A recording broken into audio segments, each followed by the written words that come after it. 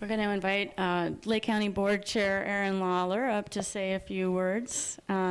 He's recently decided to grab the bull by the horns on this issue and announced a task force of his own. Sure. Thank you. And in an effort not to repeat what's already been said, I went paperless and jotted my notes down on my iPhone. But I really want to thank everybody for coming together to talk about this in a comprehensive way. And what I've heard since I got here this morning was a collaborative tone, and that we all have our respective roles to play, whether it is tackling homelessness or providing more permanent supportive housing or providing the social services like mental health services that our communities desperately need. But it wasn't about pointing fingers, and I think that's the tone that we have to really carry forward. Commissioner Cunningham mentioned our point in time survey, and many of you have been a part of it. Raise your hands if you volunteered on it.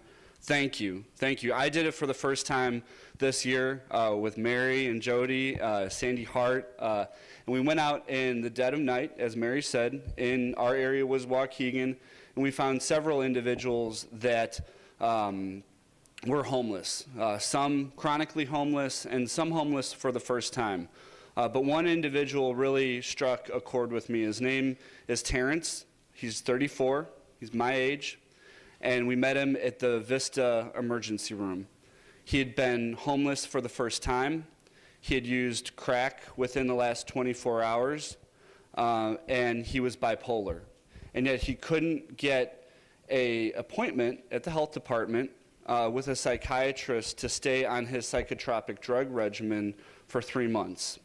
And so the question to us is, how can we expect Terrence to stay employed and stay housed and get where he needs to go without an episode if we cannot provide him with the psychiatric services that he needs to stay stable?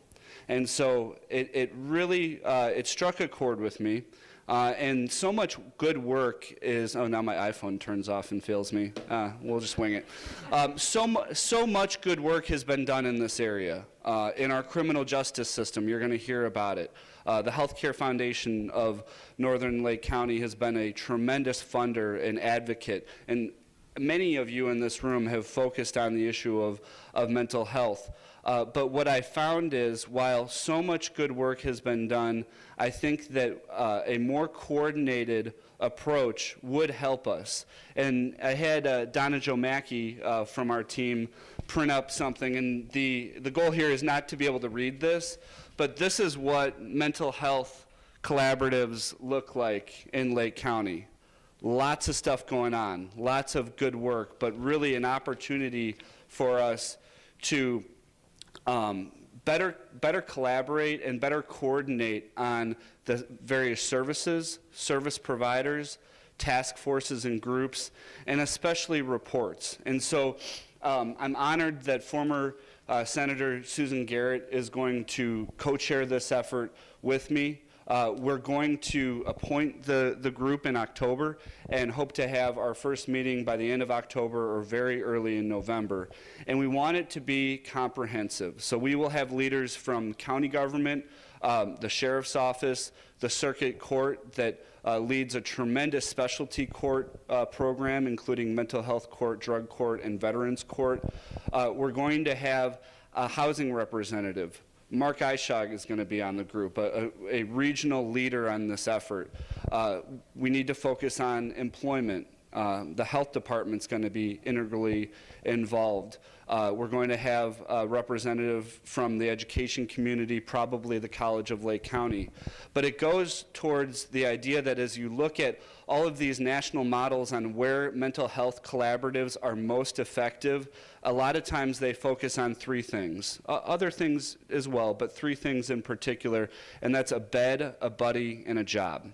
We have local models here. We've got the Staben House that follows that exact model. And so the question is, how can we build that capacity further, identify gaps where people aren't being served, and then another area where we are behind in Illinois is how we can share data among our agencies and service providers about our clients. Other states do it much more effectively in working within HIPAA laws and identifying innovative intergovernmental agreements and partnerships so that the person is really better served.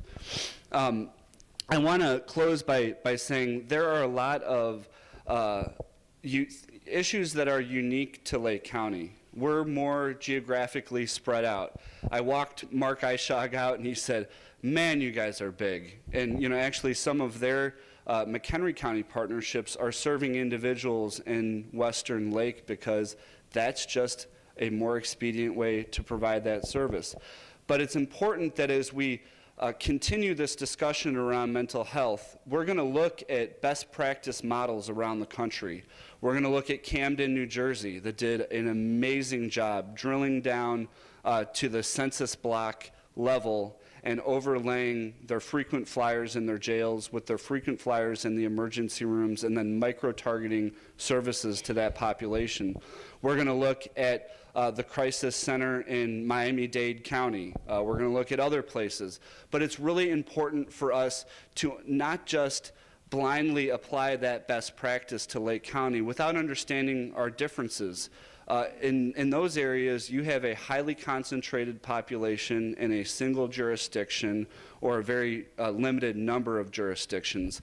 Lake County is spread out. We've got 52 municipalities. We've got 18 townships that serve 700,000 people.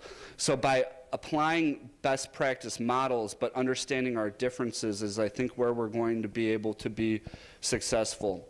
And the last issue is understanding that in many cases, national problems are Lake County problems and Lake County problems are national problems.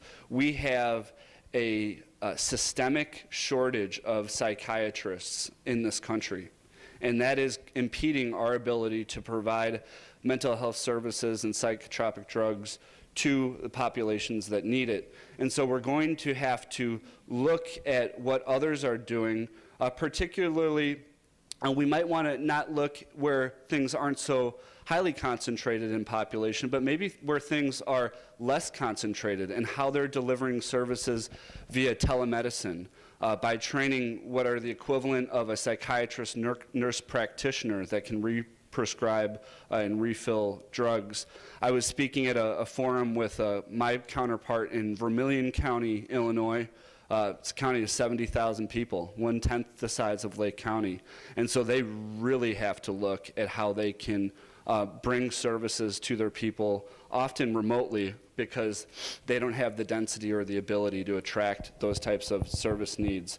So my goal over the next 2 years is that we can turn all of this good work that's being done, all of this work that's being funded, into a more highly coordinated effort that really utilizes data in a new way to better serve our people in identifying gaps and building capacity on this issue. And it goes right into the homeless coalition's work, because I can guarantee you, we all know this, is if we are not serving an individual with a severe or chronic mental illness, they're going to end up in one of three places: our jail, homeless on our streets, or in our emergency rooms, and none of those are good options, and that really should be the goal. Thank you.